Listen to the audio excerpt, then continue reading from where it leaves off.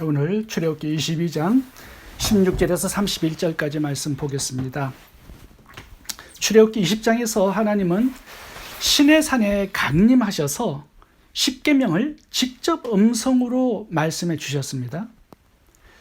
그런데 백성들이 하나님의 음성을 듣고 너무 무섭다고 하나님 직접 말씀하지 마시고 모세를 통해서 말씀해 달라고 요청을 합니다. 그래서 하나님께서 이제 모세를 통해서 21장부터 십계명을 풀어서 설명을 해 주시는 것입니다. 어제는 살인하지 말라는 계명을 저희들이 보았고요. 오늘은 간음하지 말라는 7계명에 대한 하나님의 세부적인 설명을 살펴보도록 하겠습니다. 하나님이 시내산에서 주신 십계명을 뼈대라고 말한다면 그 이후에 모세를 통해서 주신 말씀들은 뼈대에 살을 입히는 것입니다. 이 간음하지 말라는 계명은요, 레위기에 굉장히 자세하게 나와 있습니다. 레위기 18장에는 17가지 간음에 대한 죄의 목록이 나와 있고요. 레위기 20장에 보시면 13가지 이 간음의 죄에 대한 목록이 나와 있습니다. 오늘 본문에도 간음에 대한 몇 가지 사례를 말씀하고 있는데 3가지가 나오죠. 첫 번째는 혼전 간음에 대한 말씀입니다. 약혼하지 않은 처녀와 혼전의 성관계를 가진 남자가 있습니다. 그럼 어떻게 해야 할까요? 이 남자가 여인의 아버지에게 결혼 지참금을 주고 그 여자를 아내를 삼아야 합니다. 버릴 수 없도록 했어요. 그런데 만약에 처녀의 부모가 딸 주기를 거절한다면 남자는 결혼 지참금만 그 부모에게 주고 떠나야 합니다.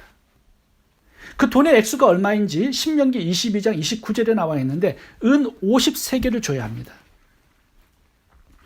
은 50세겔이 얼마나 큰 돈이냐 하면요, 창세기 37장에서 요셉의 형들이 요셉을 노예로 팔았던 그 금액이 은 20세겔입니다.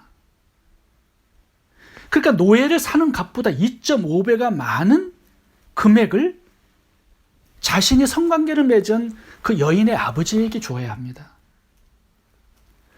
그만큼 하나님께서 이 성적인 순결을 얼마나 소중히 여기시는가를 우리가 볼 수 있고요. 또 하나는 이 성적인 죄에 대한 형벌이 크다라는 사실도 우리들에게 알려주고 있습니다. 레위기에 보면은 여인이 순결을 잃을 때 돌로 쳐 죽이라는 명령이 나오고요. 성적인 범죄가 전부 다 사형으로 처리되는 것을 보게 됩니다. 오늘 본문에 육적인 간음과 함께 영적인 간음도 나옵니다. 무당은 반드시 죽이고 우상 숭배자도 다 진멸하라, 이렇게 말씀합니다. 18절 20절 너는 무당을 살려두지 말라. 여호와 외에 다른 신에게 제사를 드리는 자는 멸할지니라. 다 죽이라는 것입니다. 이 육적 간음에서 왜 영적 간음을 다루는 것일까요? 이 육체적인 간음이 하나님과의 관계에 신실하지 못한 영적 간음과 함께 간다고 보기 때문입니다. 세 번째, 짐승과 음행하는 이 수간도 반드시 죽이라고 명령을 합니다. 19절 짐승과 행음하는 자는 반드시 죽일지니라. 성적인 관계는요, 그 대상과 하나가 되는 한 몸의 의미가 담겨 있습니다. 창세기에 보시면 한 몸의 의미로 결혼을 말씀하고 계세요. 고린도전서 6장 16절을 보시면 창기와 합하는 자는 저와 한 몸인 줄을 알지 못하느냐, 일러스되 둘이 한 육체가 된다 하셨나니. 그러니까 이 성적인 결합을 한 몸으로 표현을 하십니다. 자, 그렇다면 짐승과 교합을 해요. 인간이 짐승과 한 몸이 된다라는 뜻이죠. 하나님의 고귀한 이 하나님의 형상을 짐승의 끝으로 바꾸어 버리는 이 엄청난 죄악입니다, 이게. 그러니까 하나님께서는 살려두지 말라고 말씀합니다. 이 오늘 본문에 보시면 간음죄에 대한 결론이 그 피해가 너무 커요. 손해가 너무 막중합니다. 은 50세겔 재산이 거들나는 거죠. 또한 사형으로 목숨을 잃게 됩니다. 이 성경을 보시면 다른 죄악에서는 하나님께서 자비와 긍휼을 베푸시는데 이 성적인 죄악만큼은 거의 다 사형으로 하나님께서 다루십니다. 이 성적인 타락은요, 자신만 죽는 것이 아니라 남도 죽이고 남의 가정과 자신의 가정까지 깨는 살인죄와 마찬가지로 보시기 때문입니다. 다윗의 간음을 한번 살펴보겠습니다. 다윗은 밧세바와 간음을 행합니다. 우리아를 죽이죠. 그 한 가정을 완전히 박살내버립니다. 그런데 다윗 자신의 가정도 깨져요. 압살롬이 쿠데타를 일으킵니다. 아버지를 죽이려고. 다윗의 아내들은 다 강간을 당합니다. 다윗의 가정도 쑥대밭이 됩니다. 그런데 문제는 이 압살롬이 쿠데타를 일으켜서 전쟁이 일어나죠. 그 속에서 많은 가정들이 깨어지는 아픔을 겪습니다.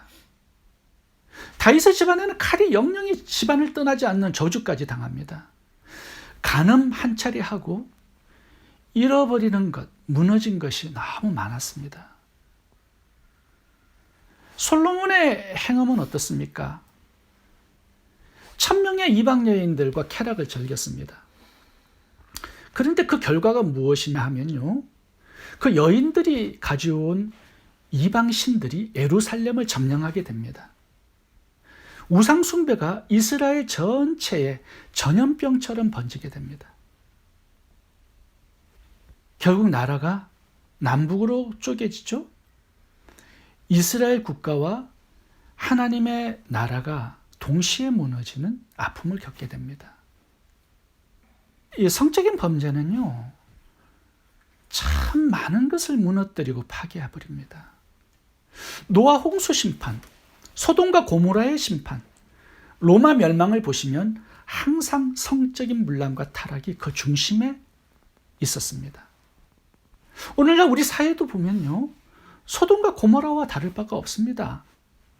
소돔 고모라가 동성애로 멸망했는데요, 지금 동성애가 합파되어 가지고 있고 간음죄도 폐지되어서 누구든지 합의하여 성관계를 맺으면 죄가 아닌 그런 시대를 우리가 살고 있습니다. 성적 타락의 최종적인 결과, 고린도전서 6장 9절에서 하나님께서 이렇게 말씀합니다. 불의한 자가 하나님의 나라를 유업으로 받지 못할 줄을 알지 못하느냐. 미혹을 받지 말라. 음란하는 자나 우상 숭배하는 자나 간음하는 자나 탐색하는 자나 남색하는 자나 도적이나 탐남하는 자나 술 취하는 자나 후욕하는 자나 토색하는 자들은 하나님의 나라를 유업으로 받지 못하리라. 여기 보시면 이 음란을 우상 숭배, 간음, 살인 이런 것과 동일하게 지금 놓고 있습니다. 계시록 21장 8절 최종적인 결과를 보시겠습니다. 믿지 아니하는 자들과 흉악한 자들과 살인자들과 행음자들과 술객들과 우상 숭배자들과 모든 거짓말하는 자들은 불과 유황으로 타는 못에 참여하리니 이것이 둘째 사망이라. 육체만 죽는 게 아니에요.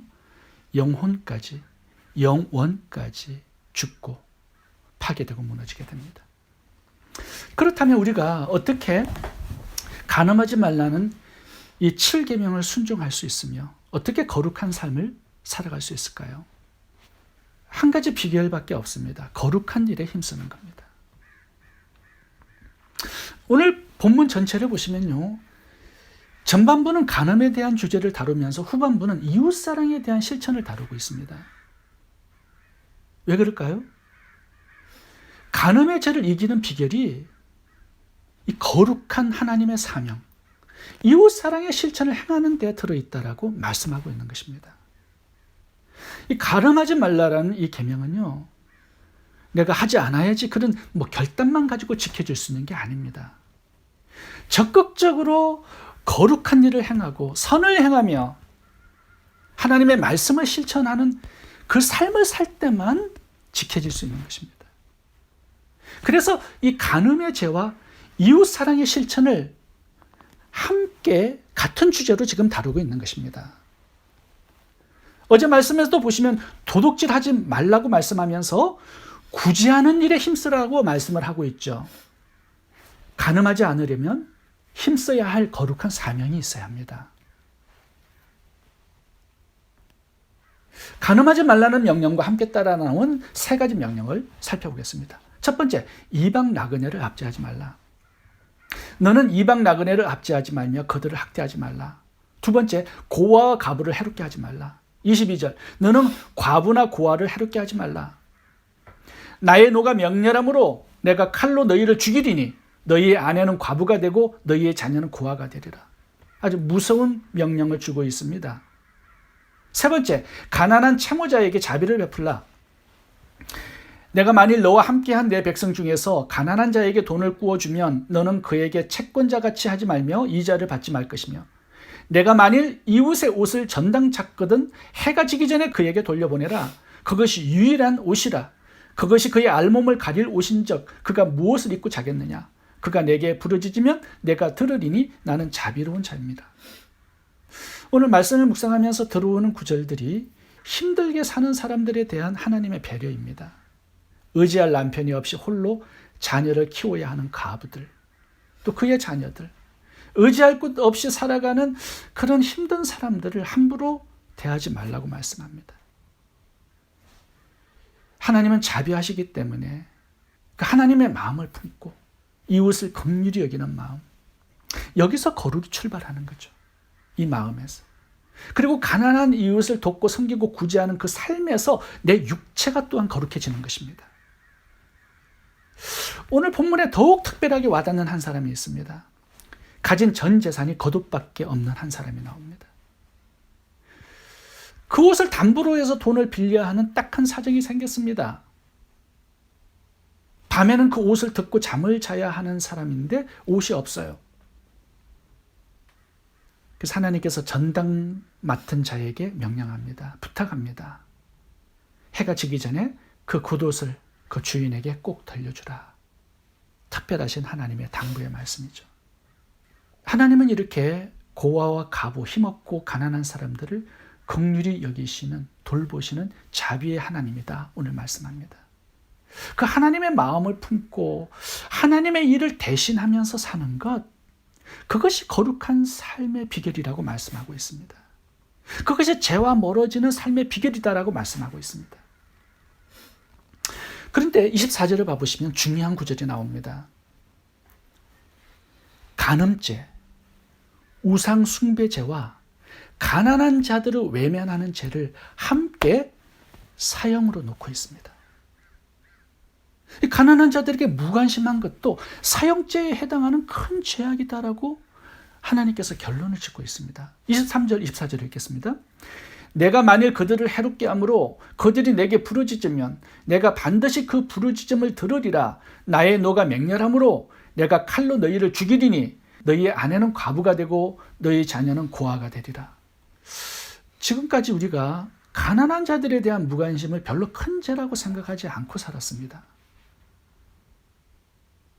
근데 이게 사형죄라고 말씀을 하고 있어요. 이게 죄인지도 모르고 그냥 대충 산 것입니다. 그런데 간음죄, 우상숭배죄보다 가난한 자에 대한 무관심을 더 무서운 죄악으로 보고 있습니다. 그래서 삼가 두렵고 떨리는 마음으로 가난한 이웃을 부탁하는 하나님의 명령을 겸손하게 우리가 받아들일 수 있어야 합니다. 다윗은 48세까지 거룩하고 깨끗한 인생을 살았죠. 근데 48세에 밧세바를 간음하고 우리아를 살인하고 인생이 무너지게 됩니다. 그 이유가 뭡니까?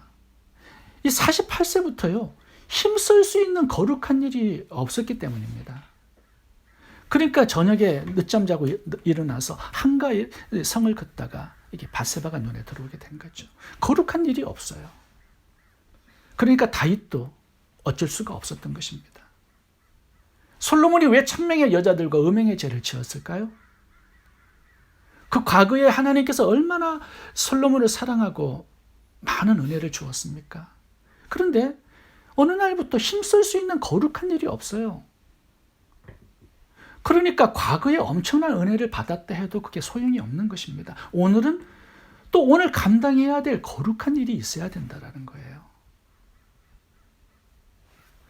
이 거룩이 자동적으로 하나님의 백성들에게 주어지지 않습니다. 내가 매일 거룩한 것들에, 거룩한 일에 거룩하고 살지 않으면 우리는 거룩해질 수 없습니다.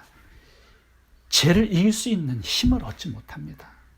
그래서 말씀 묵상, 기도, 찬양, 예배 이런 영적인 것에 접촉해서 살아야 하고요. 고아와 과부를 구제하고 전도와 선교의 사명에 이 거룩한 일에 힘쓸 수 있어야 한다라고 말씀하는 것입니다. 우리가 힘써야 할 또 하나의 일이 있습니다. 그것은 하나님을 섬기는 것입니다. 29절부터 보면 이제 첫 열매를 하나님께서 요구하십니다. 첫 열매를 하나님께 드리고 예배하며 섬기고 살라라고 말씀합니다. 29절부터 읽어보겠습니다. 너는 내가 추수한 것과 내가 짜낸 즙을 바치기를 더디하지 말지며 내 처음 난 아들들을 내게 줄지며 내 소와 양도 그와 같이 하되 이래 동안 어미와 함께 있게 하다가 여드레 만에 내게 줄지니라. 너희는 내게 거룩한 사람이 될지니. 이 31절을 보시면 내게 거룩한 사람이 되라고 말씀하시면서 그 거룩의 비결이 어디 있느냐? 하나님을 사랑하고 섬기는 것에 있다라고 알려주고 있습니다. 첫 것을 구별해 하나님께 드림으로 하나님을 내 삶의 우선순위에 두는 거죠. 그렇게 하나님을 향하여서 사랑하고 경외하고 살게 되면 내 마음이 늘 하나님께 접촉되죠. 하나님을 터치하게 되겠죠. 그 터치 속에서 하나님의 거룩이 내 속에 흘러들어오게 되는 겁니다.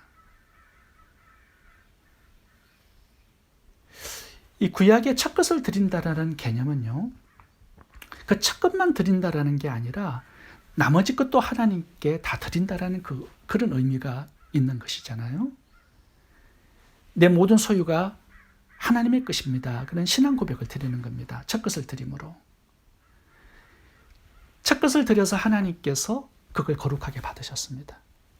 나머지 것도 하나님께서 책임져 주신다라는 거죠. 거룩하게. 그게 첫 것에 들어있는 의미예요. 잠언 3장 6절 말씀. 내 재물과 내 소산물의 처음 익은 열매로 여호와를 공경하라. 그리하면 내 창고가 가득히 차고 내 집에 새 포도즙이 넘치리라. 이 잠언 3장은요 이렇게 시작합니다. 너는 범사의 하나님을 인정하라. 그리하면 너의 길을 지도하시리라. 이렇게 하면서 지금 첫 열매를 하나님께 드리라고 말씀을 하고 있습니다.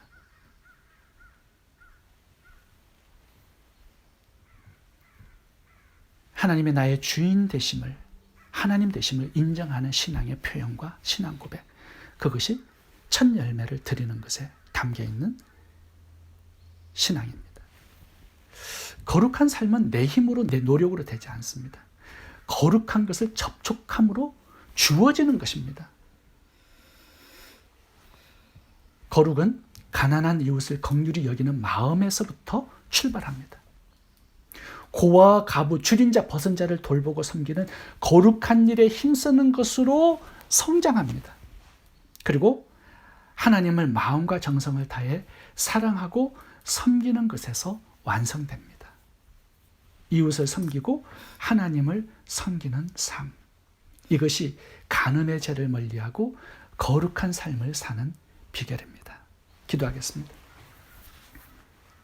좋으신 하나님, 가난한 이웃을 긍휼히 여기며 섬기는 거룩한 일이 끊임없이 내 삶 속에 있게 해 주옵소서. 하나님을 항상 접촉하고 터치함으로 하나님께서 주시는 그 거룩함으로 모든 죄악을 이기고 승리하는 저희들 되게 해 주옵소서. 예수님 이름으로 기도합니다. 아멘.